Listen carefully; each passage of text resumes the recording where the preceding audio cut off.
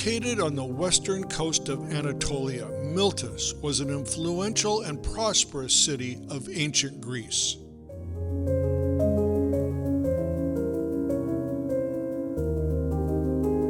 Miletus was the home of the Minoans, the Mycenaeans, the Greeks, the Persians, the Romans, each leaving their mark on the city's culture and architecture.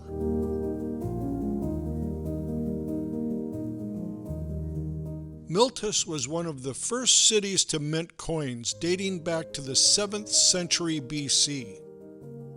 It was a center of Greek civilization and played a significant role in the history of ancient Greece. The city had a famous school of philosophy and science, and it produced many scholars. They included the architect Isidorus, who designed the Hagia Sophia in Constantinople. Miletus, the city of the philosophers. Arche, where they start to ask questions. And normally Miletus was a tyrant, is the son of an emperor. They always have arguments because he's so smart, he's always against the system, and always having problem with his father. Then one day he said, Apollo, please help me. Then Apollo sent a dolphin to him. Then dolphin dropped him here. Then he built the city. He built the city. Yes, and the name of the city is originally Apollon Delphinium, the dolphin of Apollo. But to honor him, they also renamed the city as Miletus. So they always build the theaters in the best view, because the theater that we have now is invented after Roman period. Before them, it's for Dionysos. Dionysos is the god of wine, god of festival. So they come here, they meet here. Teenagers are coming, they are meeting here. They make girlfriend, boyfriend, see the sunset, enjoy, drink some wine, some coffee, and enjoy here. And then after, when they start to be against of the system, they wear the masks, they start to make the theater games, just against of the politicians or the gods, goddesses, the system. And this theater, the first part is the Greek part, then the Romans enlarged it in 16,000 people capacity. And also another different thing, altar. Excuse me. This is also something very special. Normally, altars are always in the name of Dionysos, because they built this one for Dionysos, festivals, theaters. But in here, you can see the griffins, which are the animals of Apollo, and the lyre, and this is the seat of the oracles. So this is the only one altar which is not on the name of Dionysus. Oh, wow. This is the seat of the oracle. Yes. And then they were also making festivals for Apollo, the sun. Why? The weather is hot. Maybe that's why. Maybe. It's Apollo. Yeah, Apollo. Or they see the sunrise, sunset. Sunset is from here. This is also another important thing. And you can see extra carvings here for acoustic. Here is better acoustic.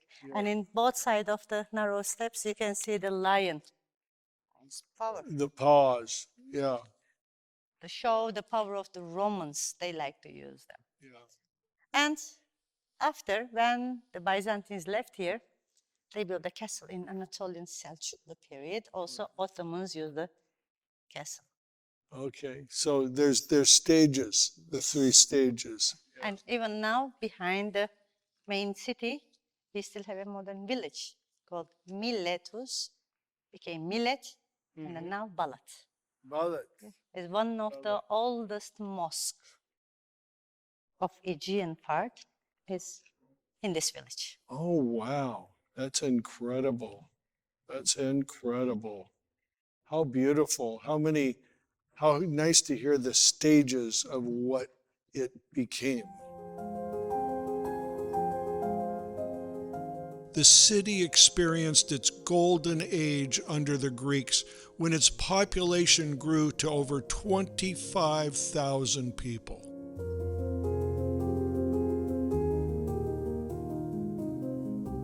The city was known for its 4 harbors and distinctive grid plan, designed by the urban planner Hippodamus. The diet in Miletus was typical of the ancient Mediterranean region, featuring grains, vegetables, fruits, olive oil, fish, and meat. Miletus was a prosperous city, its wealth coming from its strategic location, harbors, and fertile land. Its location on the coast provided access to the Aegean Sea, making it a significant trading partner. The city was particularly well known for its production of wool, textiles, and pottery. The fertile lands around Miletus supported the cultivation of various crops like wheat, barley, olives, grapes, and figs. VIP, protocol, is sitting at the below, and also in that columns, they had a roof, they have a shield for them. So less VIPs, how they will go up? It's very difficult for them to go up. And that's why they did 2 tunnels. One of them is here, other one is there. They use the tunnel, they go up easily. And the name of that tunnel is vomiterium. Vomiterium.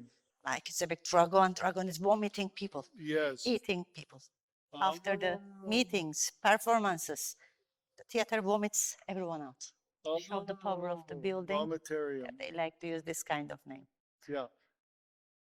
That's incredible. And there you can see the shops. Those are the upper shops right there. That's where people people eat food. Yeah. Fruits. Yes. Yes. So this was a big mix. People were here. The orchestra was playing. The play was going on. Theaters, Yeah. concerts, festivals, Yes. or in the evening. The festivals are not taking a few hours, days and nights. Days and nights. And they see the sunset. Look at the view. The sea was here, and they were coming, This was making, all sea with the sun setting. and they were making girlfriend, boyfriend. They see the Yes. sunset. Yes. Or they meet. It's like a meeting point of the people. Yes. Yes. Falling in love. Yeah. Families coming together. Cinemas. It's like our nowadays cinemas. Yeah. A good activity for them. That's incredible. That's incredible.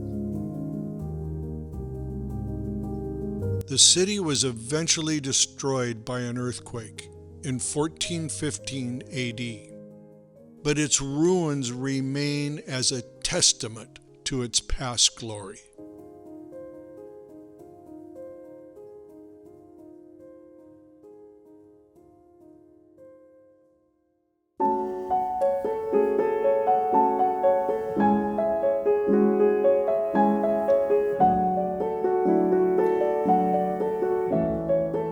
The famed Apollo sanctuary took root in the 8th century BC.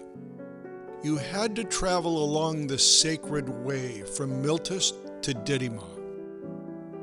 It was the home of an oracle, a seer of the future, and it drew Hellenistic rulers as well as Roman emperors. Now we are in Didyma, Didyma Apollon temple. Apollon is the god of sun, god of music. He has a good arrow and is representing culture and sport. And when we check the name, Didyma means twin. And in mythology, Apollon has a twin, Artemis. So when they come here, they wanted to build a big oracle center, not the city, only the temple. And the temple was belonged to the twin of Artemis. So 2 hours away from here, in Ephesus, there is a big temple of Artemis. The temple of Artemis, which is one of the 7 wonders of the world. So when they come here, they build the temple, and they say the name is twin. Apollo has a twin. So why the temples not be twin? They said. Then they did the same as the temple of Artemis. They worked 300 years. They couldn't complete the temple because look at the columns. It has 14 meters step, 20 meters column, and then the roof. They did the columns, they did the steps, but they couldn't make the roof. And then what they did, they built a temple, small temple, in the garden of this big one. If they complete, it will be one of the other 7 wonders as well. And normally the temples are built by the slaves. But in here, it's made by the workers. That's why the columns have different designs, different patterns, free technique. And one day they couldn't get their money. They sat on the steps and did the big strike. The first strike of the world was in Didyma, Apollon temple. So the first strike of the world was right here in Didyma, in the oracle's house. And also when Trajan was a child, he came here and the oracle said, in the future you will be a great emperor. And he became as well. Wow, so the oracle knew. Yeah. But the best oracles of that period was in Delphi. Delphi. Yes. And the second one was here. Okay, so that was Delphi and then Didyma. Yeah. Incredible. Can you give me a quick or a description of what an oracle is? Like oracles are the priests. Like when we compare the temple and the church, Yes. is the priest, the head priest, which is telling the future. They have nuns and the people. They cannot come straight and meet with the oracle. The nuns are meeting them. They come here. They learn who are they. If they are an important person or if the oracle lets, they meet. Otherwise, the nuns are learning everything, talking with the oracles, and like a messenger. They are sending messages between them. Oracles are staying behind that wall. They have a special room there. And people can come to first garden. Also another thing, normally the garden was big like that. But if you are a thief or murderer, when you come to the temple, no one can take you out. No one can force you. If you want, you can go out. So the garden of the temple, also it was used as a bank. These are the safest places of the cities. Okay. Became full of the thieves, murderers. Oh, really? They couldn't take them out. What they did, they made the garden smaller. They get less thieves and murders here. They packed them all together. Yeah. And then after, when they accepted Christianity, they didn't convert this temple into church because this became a good touristic attraction place like nowadays. Yes. So what they did, they built a church just outside of the temple. So on the ground. So the tourists were coming here. The ancient tourists also were coming here to see that amazing temple. That is fascinating, fascinating. I love it. What a story. I would have never imagined. And now you have an idea about the temple of Artemis. Absolutely, absolutely. The sanctuary's history is fascinating. It was a bustling scene of ancient pilgrims seeking answers from the oracle. However, as with all great tales, this one also has its decline. In the 3rd century AD, invading forces and the spread of Christianity began to chip away at the sanctuary's prominence.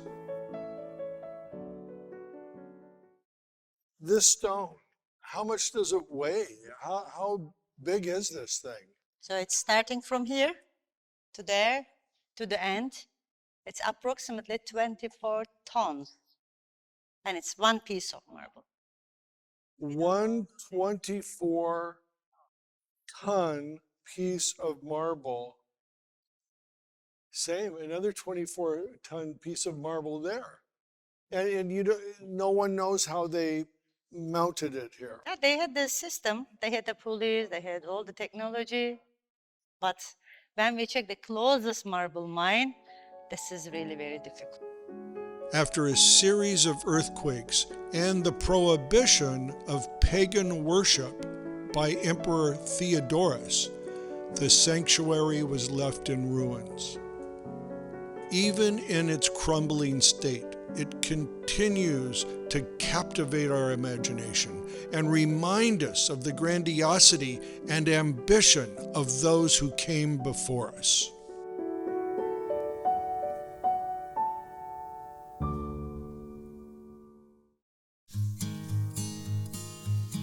Please like and subscribe. Join us as we show you the world. These are my last looks.